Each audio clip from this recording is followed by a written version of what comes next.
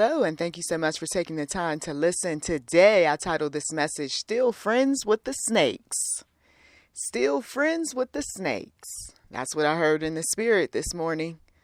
Some individuals are still connected, whether on the internet, off the internet, befriending your snake ex, your snake parent, your snake cousin, your snake former manager, boss, supervisor. You're still friends? Really? Oh, yes. Today is one of those messages. And I'm telling you that when the Lord first talked to me about this years ago, the word that I heard was viper. And some of you all who listened to that audio message back in the day, so to speak, that viper of a woman, that viper of a man, is that one who creeps up on you just like a snake slithering in the grass and then eventually bites you with their poisonous venom.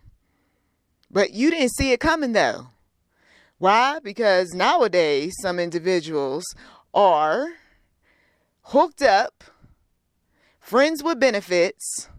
Every now and again, let me call so-and-so up with that snake of an ex, snake of a relative, snake of a friend, snake of a coworker or former manager or leader. What's wrong with some folks, huh?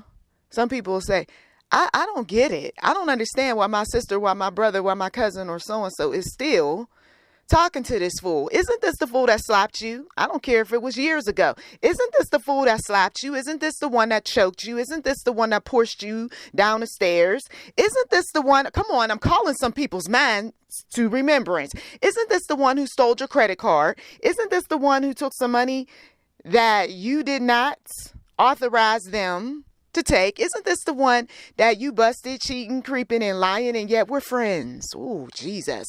Some of these folks still got your friendship and never apologize. And we talked about people who just randomly throw out forgiveness. But God, though, he requires us to do some things in order for us to win his forgiveness. So why are we so forgiving of some people when they're not the least bit forgiving or wanting to change toward us? Let you be the one to take that credit card. Let you be the one that cheat and lie and creep. Let you be the one that brings up the past like what they do, even though they say that it's all in the past. Yeah, when you bring up things, it's all in the past. It's water under the bridge. You never did get a sincere apology, Lord Jesus.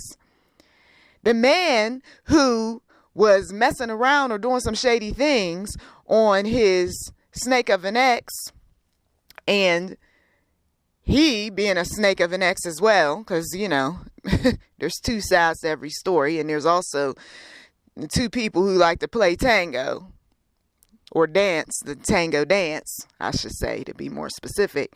You know, that's why sometimes they go ahead and they befriend because, well, you know, I did some things. Yeah, okay. But you changed. But what about him? What about him? See, I told some folks a long time ago, come on now, let's sit down and talk with the exes. Hey, some individuals went on the internet and stalked some exes. Others, they heard through the grapevine. He was dirty and shady and a lying you know what to her, and he doing the same thing to you. And you see, as one woman told me when we were sitting back and we were talking, she said, oh, let him hang himself. That's a popular little term. I'm just going to let him hang himself, you see, because as much as we find out information or what have you, and we want to just right away just cut off this woman and cut off this man, and I don't want to be bothered with this so-called whoever, whatever, you know, there's a process. Come on. There's a process. And it's not that we don't know, because some of you all, you sit back and you say, oh, she talk about this and she talk about that, but does she know? Oh, I know a lot of things. It's just that God didn't release me. Come on. He didn't release me. And some of you who got away, you don't have children. Ooh, come on. You don't have children with that person. You still friends with him? I wouldn't say it's friendship. I'd say it's a amicable relationship. Come on. Because see, true friendship, you're not going to keep lying. You're not going to keep covering up. You're not going to keep on doing some dirty things. You're not going to be that one that's not there for people when they need you. See, true friendship, we know about that. We've experienced it. And a good friend is hard to come by. Come on. A good friend is hard to come by. So we got these individuals who are nothing more than snakes in the grass, vipers, the type of folks who they're in your life for a season. They're not even there forever. They're in your life for a season because you came across some money. You forgot about that. But they knew. You thought they didn't know. You came across some property. You came across, a connection. So they show up in your life. Or they're swarming you like vultures, hoping that you're going to get something. Oh, I got to stay in good graces with this one because, you see. And as I said, some of them, they'll stalk on the internet to see what you're up to, what you're doing. Oh, I wish I could be friends. Matter of fact, let me see how I can figure out how to be friends with this person. But see, here's the problem with this friendship business, so-called friendship business. We're going to get along for so long. And then after a while, you're going to do something to trigger me. Oh, yeah. You see, because even in my human self, I still got my frailties, right? And I still got to go to the one true God. I still got to hold on to his unchanging hand. And as much as I don't want to hold things over people's heads, if you catch me on the right day, I'm going to be like, wait a minute, hold up. I remember when, you see. I remember when you lied. I remember when you cussed, when you went off, when you were being disrespectful. I remember when, and then I have to call that thing, away, push that negativity out, whatever that is, that's creeping up, right? That negative energy. A lot of times it's not about you. Come on. I got to tell somebody who's upset every now and again when you're so-called friend of an ex or friend of a relative who backstabbed, once again, lied, cheated, and all that. Every now and again, these issues are going to come up to remind you. The Lord allows you to see some things. He takes the rose-colored glasses off of your eyeballs. That person hasn't changed. They haven't changed. But we dismiss some things because we want to, be the one that's so-called choosing the higher road, or we're doing better, or, okay, there was a time where I couldn't take you in the same room, but now I can, so I know I'm in a better place. And somehow you're getting brownie points for keeping this negative person around, keeping this toxic person, keeping this person that one day the blow up's going to happen. Come on. Now I'm turning into the prophetess.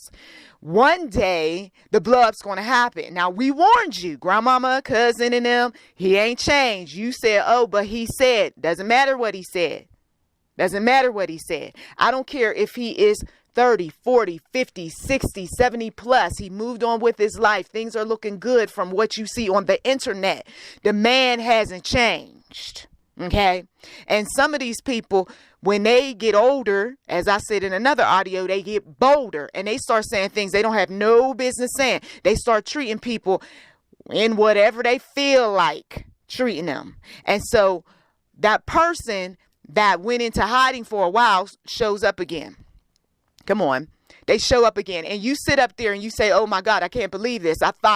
You thought. That's the problem. If you put God in on the case, he won't think for you. And when he think for you, next thing you know, he's protecting your mind. He's protecting your heart, your body, your spirit, everything. You're not giving over nothing like you used to. Come on. The one lady told me she was an inspiration, even though she was so worldly. But she was an inspiration, and I'm going to inspire somebody today, because sometimes it takes a worldly person to speak some truth to get to the ears of some worldly people.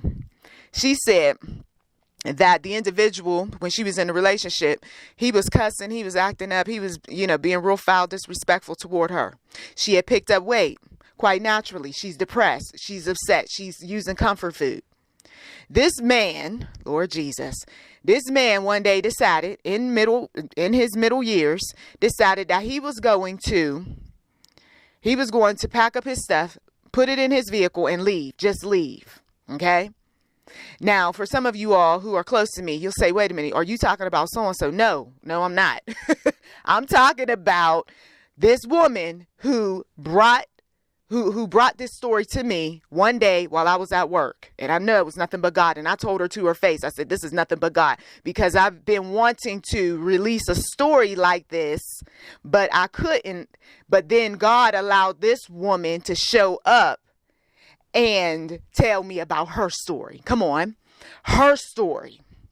And I'm sharing it with you because I want some women to be inspired and know that that comfort food that you're eating and that situation that you're in, or whatever you've been going through for some years, God is going to open up a door, and that individual that you've been struggling with or what have you, you resist that woman or resist that man or what have you. And guess what? That devil of a man or that woman, that snake of a man or a woman is going to flee.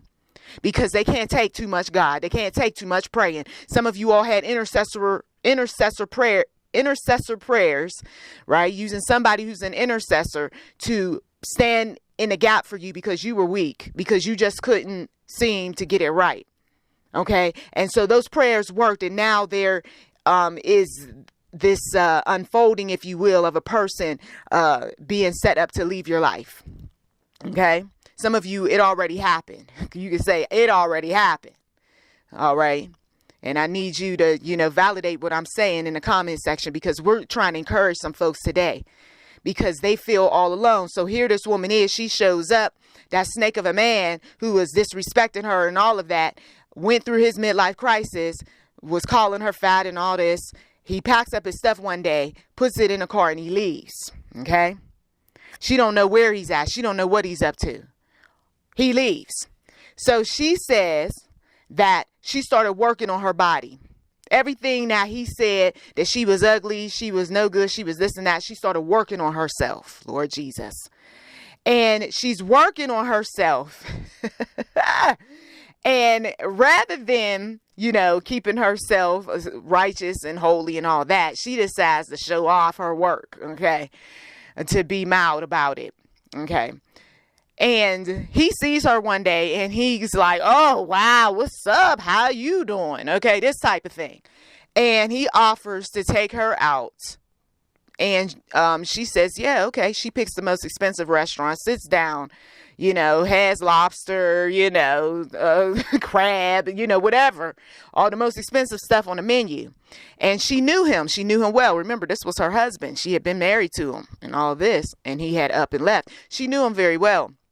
And so she knew that at the end of the meal, he was going to start talking about, hey, well, how about we do this and we do that? And she said when he started that talking about, being intimate, she said, oh, no, because, see, I wasn't good enough for you. Come on. When I was looking the way I was looking, and now that I'm looking the way I'm looking now, you want to have something to do with me. No, thank you. But thanks for the meal. And she left. All right. So I'm just saying, come on. That's a worldly situation, worldly story, worldly woman. But she made her point known. And I said, well, when you had this opportunity to sit down with him, did you ever talk about him just up and leaving? She said, no, we didn't get to that. I said, but he was middle-aged, right? And she said, yeah. I said, because, see, that's not the first time that I heard that sort of thing. And so, it is what it is, but I'm just saying that you think you know somebody, right? That snake of a man, that snake of a woman. And mind you now, she's not friends with the ex like that. She went out with him to get a meal. I said, are y'all cool and all that? No. He owed me at least that much for doing what he did. So she's not one of those gullible, naive, holding on to the past type of women, knowing that the man, now in this man's case, he didn't move on. He didn't move on. His life's not all that in a bag of chips because he's trying to go after the ex, right?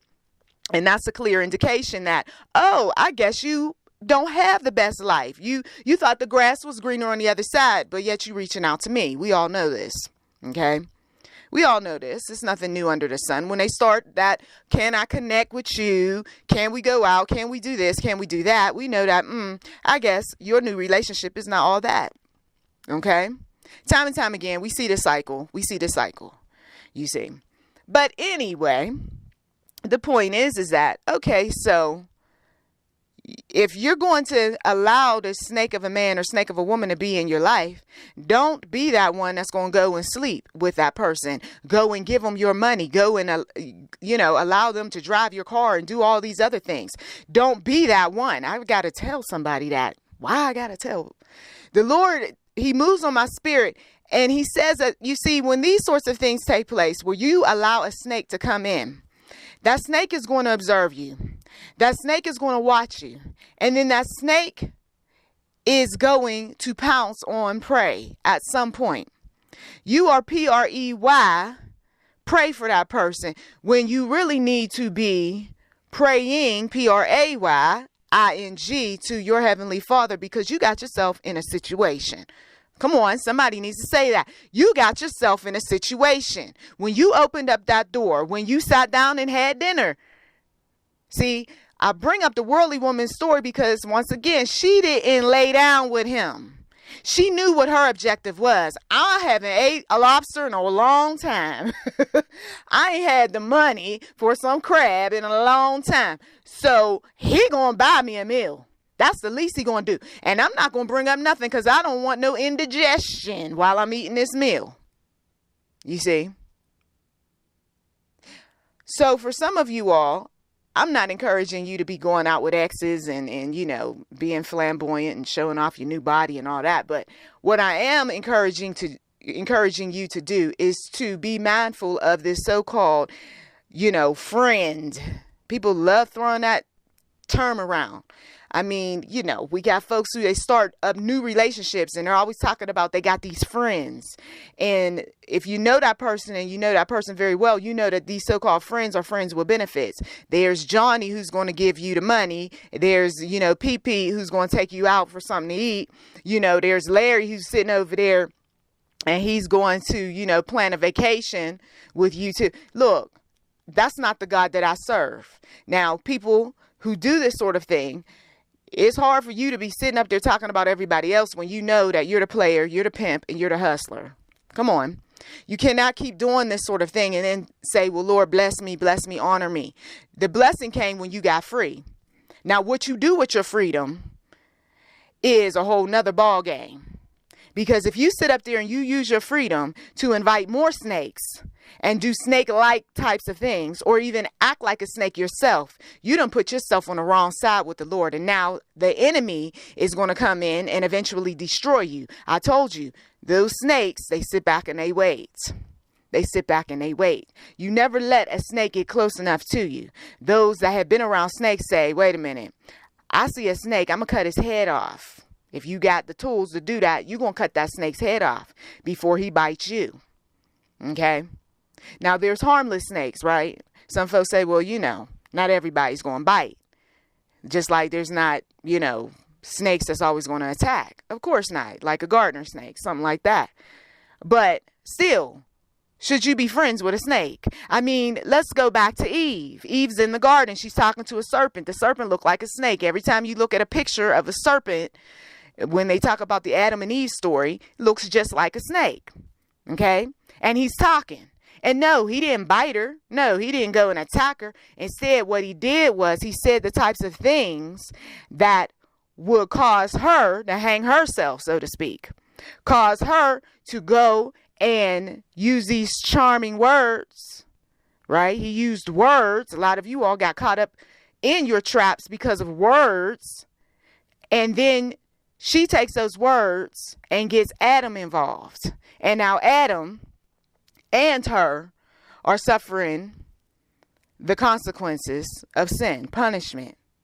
And ever since then, we all are going through, you see. So I'm just saying that for some of you all, when you're having these, so-called friendships, connections, and all this other stuff, and you know that person has done you as well as others wrong, why continue to keep that person, in your life like that? Some folks say, well, I'm just keeping enemies close. But then you're not strong enough, though, to tango with that enemy. When it comes down to it, you still got feelings. Some folks say, I don't have no feelings, blah, blah, blah. But you care about where he's at. You care about what she's doing. Every now and again, you're calling. You're coming around. You know, really? You're still allowing that man to borrow your belongings. You're still, come on. So I done pounded this message into the heads of some people, long enough, because once again, I don't want to see people having to be the one to cut the snake's head off one day, right? And if you did that to a human, that would be considered murder. But some folks, they will put such an anger in you that the next thing you know, you're wondering why why your energy is being sapped, why you're feeling negative, why you got murderous thoughts like you did back in the day. Because there's some things that you still haven't gotten over. Those triggers showed up. This person was nice, but now they're not. This person was charming, but now they're not. This person may be coming back into your life to destroy you. The serpent didn't like Adam and Eve. Come on. Really? I'm on my belly. I'm on that struggle bus. And they're walking around here in all God's glory. They're getting the best of the best. Yeah, I'm going to come over there and have a conversation.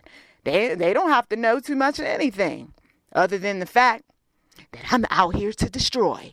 And that's what the snake of a man, snake of a woman, they didn't forget the things you did or they were offended by. And you may have thought, oh, it wasn't that bad. Right? Because sometimes we'll do that. We'll say, well, what I said, what I did, it wasn't that bad.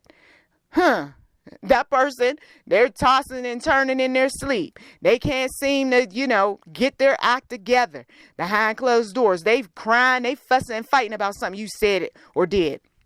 And so then they get close enough to you to try to pull some information. They get close enough to you to try to get you to do certain things. They get close enough to you to send one of their minions, once they got so much information from you.